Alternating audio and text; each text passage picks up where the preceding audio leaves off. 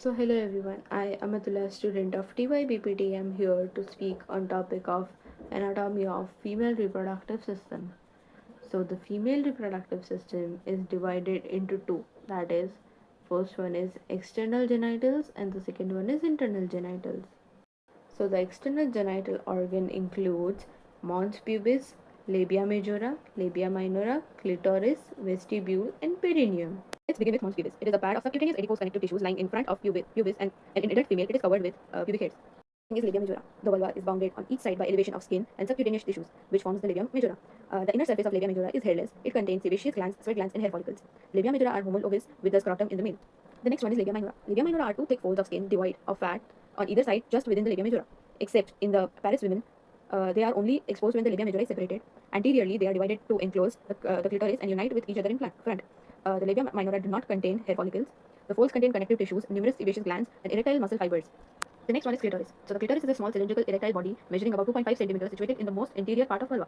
The glans is covered by squamous epithelial and is richly supplied with nerves. Clitoris is an analog to the penis in the male. The next one is urethral opening. So the opening is situated in the midline just in front of the vaginal orifice about 1 to 1.5 centimeters below the pubic arc. Then the next is perineum. It includes muscles and tissues located between vaginal opening and anal canal.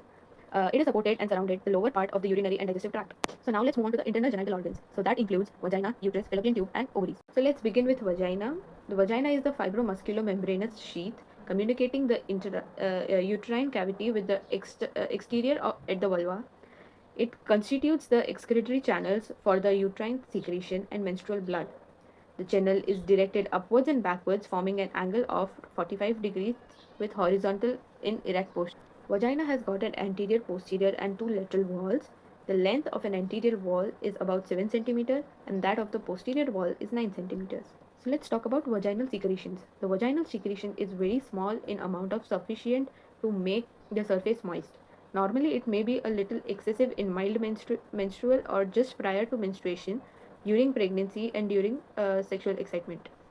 The secretion is mainly derived from the gland of cervix, uterus, transudation of vaginal epithelial and Bartholin's gland. So let's move on to uterus. The uterus is a hollow pyriform muscular organ situated in the pelvic between the bladder in front and the rectum behind. Its normal position is one of the anteversion and anteflexion. It is divided into three parts: body, that is corpus, isthmus, and the cervix. Moving further to the fallopian tube, it is the uterine tube, that is paired structure measuring about 10 centimeters.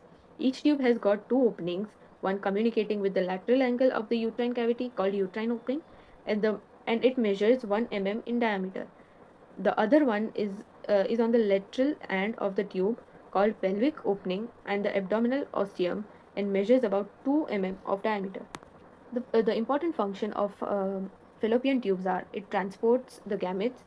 The second one is to facilitate fertilizations. The third one is survival of zygote through the secretion. So the next thing is ovaries. The ovaries are paired sex glands in female, which are concerned with first germ cell maturation, storage, and its release. The second one is steroidogenesis.